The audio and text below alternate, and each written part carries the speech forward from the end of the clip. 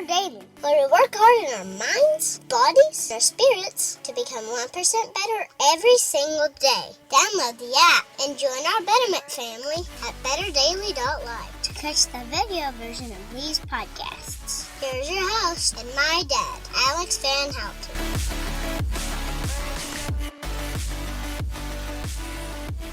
What's up, Betterment family? This is Alex Van Houten in Better Daily Live. Happy Tuesday. It's Nutrition Tip Tuesday, and I'm very excited to bring you a nutrition tip that's going to help you on your 1% better journey. Until we get there, happy 17th day of the Faithful 40 Challenge. I haven't made my post yet, so I had to think for a second. I was like, what day is it in the Faithful 40 Challenge? But I'm very excited about today, and you guys are doing an awesome job moving forward with your commitments over the 40-day challenge. Now, this morning, our nutrition tip is about kitties. Kitties are very full of protein. I'm just kidding. That was a terrible joke. All right. So, I promise this is relevant to you. Hang with me. So, there is this concept in nutrition that you have to find the diet that works for you. Okay, and I've talked to you about that before. Good morning, Robin. Good to see you this morning. But there's a misconception about what that might look like given different phases of training and given different phases of your life. I'll give you an example. You'll hear me harp on protein a lot. The reason I harp on protein a lot to making sure that you get enough protein is because it's really important to you to maintain good muscle tissue and good metabolic function. However, the protein is not the only thing. There are times in life where you need more carbohydrates than others. For instance, if I'm going through hypertrophy, which is heavy weights, I'm growing muscle, right? I'm going through a heavy weight training, or maybe I'm trying to improve my times in a bike ride or a mile, or trying to walk faster, or whatever it is that I'm doing workout-wise. When I do more high-intensity things, I need more carbohydrates. And you'll hear me say things like, earn your carbs, meaning carbs are great for you, but they're a short-term fuel source, so we have to do things that require short-term fuel sources in order that those carbohydrates are used effectively in our body and not stored as fat. What does this have to do with kitties, Alex? Well, my wife has agreed to take on this little kitty. We'll see how long this lasts, because it's very little. It's tiny, and it's probably like 3 weeks old. It was separated from its mom, and our friends found it in their homestead backyard, walking around with the chickens and pigs and crying and stuff, and they're like, does anybody want a cat? And my wife's like, yeah, we've been looking for one. Let's do this. So anyway, we've got this little kitty, and Bennett and Gabriel are holding it and stuff, and it's tiny. It's like crying, and we won't even drink milk out of a saucer or eat tuna or fish because it's that young. It needs to be bottle-fed milk.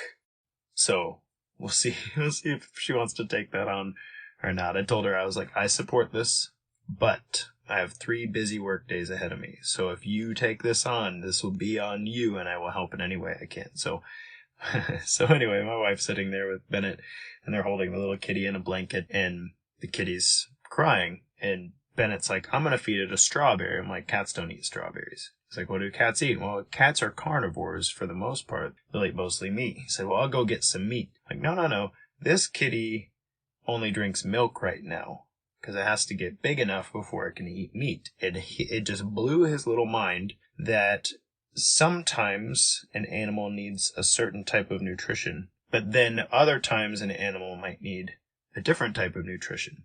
And I was about to do our live this morning. I'm thinking that's actually very related to one of the most confusing things that people go through in their nutrition journey. There are times in your training, in your betterment, where you're getting better, there are times when you need a certain type of nutrition.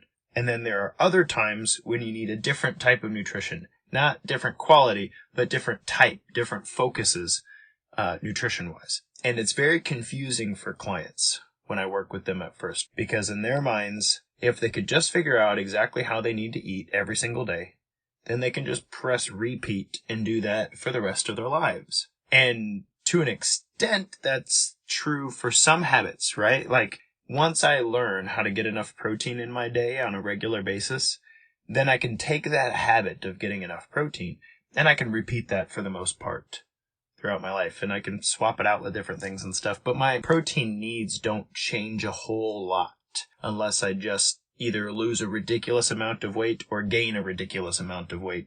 My protein needs don't change a whole bunch. So once I got that figured out, I can do that over time. Great. However, there are different seasons and different phases where your nutrition needs to look a little bit different. I'll give you an example. So I'm working with this guy, right? And he has quite a bit of weight that he'd like to lose. And at first, what we were working on was getting enough protein and eliminating ultra-processed foods from his diet. Those were the two things we were working on. And no matter what phase of life, no matter what phase of training you're in, those are two very good principles. Get enough protein, eliminate ultra-processed foods. The ultra-processed foods aren't doing you any good. They're an abundance of fuel, lots and lots of calories for very low nutrition. So if you ever find yourself in a position where you need lots and lots of calories, but not a lot of nutrition, then ultra-processed foods are great. I don't know, like hiking a 14,000-foot mountain. Oatmeal cream pies, great source of energy, very light. You can carry a bunch in your backpack. Just keep on hiking. There's other things I would turn to, but that would be effective. In fact, I was talking to somebody recently about they were hunting in Alaska among the elk in the cold snow, and they would take sticks of butter, and that's what they gnawed on during the day, because a stick of butter is just so energy dense. There's so much energy in a stick of butter that it doesn't take much, like, throw it in the backpack, gnaw on that. That'll keep you going all the time. Robin says, Swiss rolls, yeah, those are a very calorie dense snack, right? Scott says, butter, I'd love to eat a stick of butter. Go hunting in the Alaskan mountains in the cold. Gnaw on butter, that's what they're up to up there. But butter's not very nutritious. It is full of energy, but very, very little nutrition, right? So fine. The client and I are working on getting his protein up, reducing ultra-processed foods. Good. For him, ultra-processed foods look like candy. He really liked candy. So we had to, stop the candy. He was always having toast and stuff with his eggs in the morning, and I got him to switch those to blackberries. Calorically speaking, about the same, but blackberries have a lot more nutrients, a lot more fiber, a lot more. Okay, so fast forward to now. He is now running. He's doing some running. And I'm like, okay, great. It's time to add the toast back in. He goes, wait, I thought toast was bad. I'm like, oh, wait a second. I never said toast was bad. I said it wasn't helping you in this phase of your development. And that's what I want to get across to you today.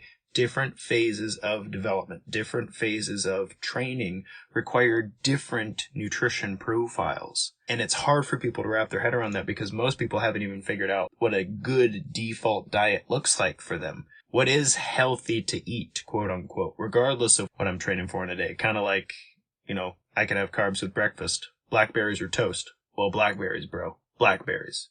Blackberries all day long. Super, super nutritious. Wonderful source of all kinds of things. And toast, it's not bad, but it's not helping you, right? Or in the morning, I need to get some protein sausage. I'm going to have sausage. No, don't do it. I'd rather you have eggs than sausage. Why? Sausage isn't very nutrient dense. Lots and lots of fat in sausage compared to the protein. So I'd rather you do eggs, right? So this is hard for people to wrap their head around because they're still figuring out their default. But I want you to understand that if you're training to grow, if you're training to change, then your nutrient needs might change too. In fact, they'll definitely change if you're doing it right, because there are different phases of training. There are phases of training that focus on endurance.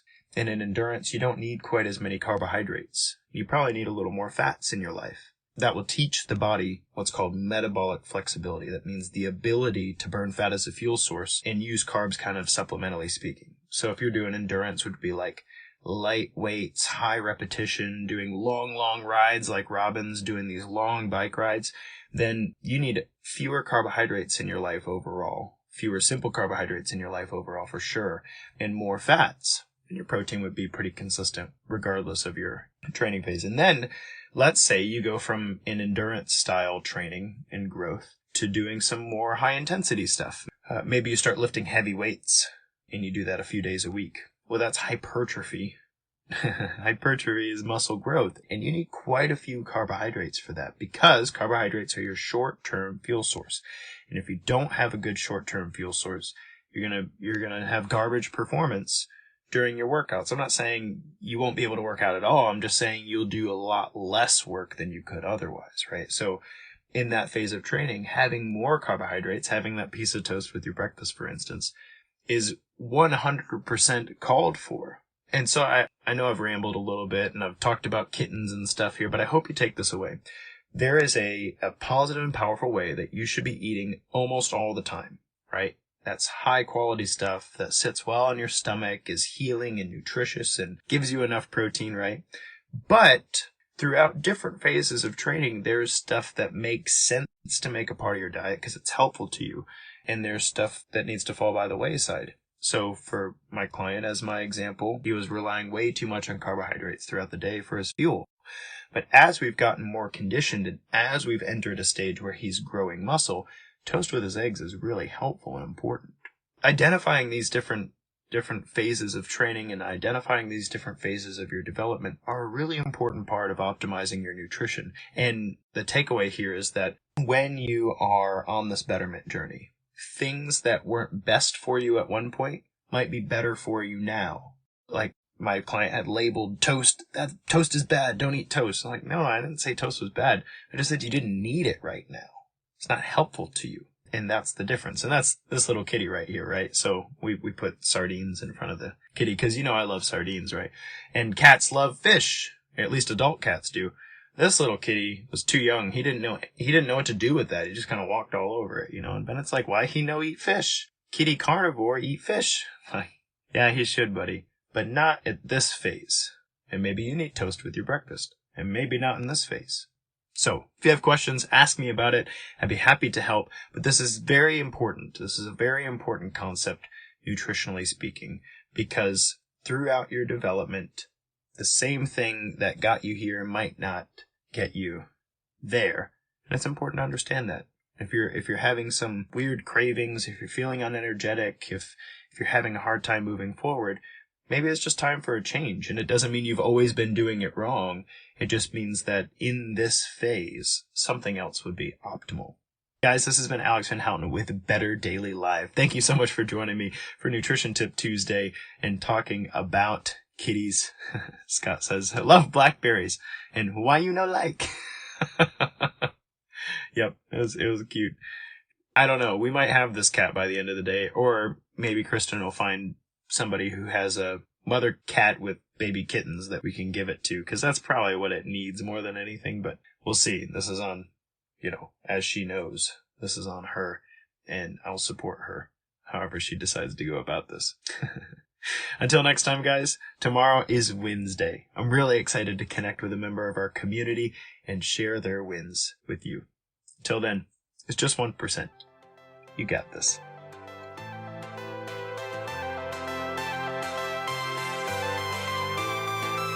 Thank you for joining us for your 1% Better today. Don't forget to subscribe for the podcast. Leave us a raving review to tell others how Better Daily has helped you in your journey. If you want more Better Daily, download our app and join our Betterment family at betterdaily.live. Use code POD to get 25% off your subscription. That's POD, all caps, to save 25% on your subscription. We all have a cross to carry. It's lighter when we do it together. Go to betterdaily.live today.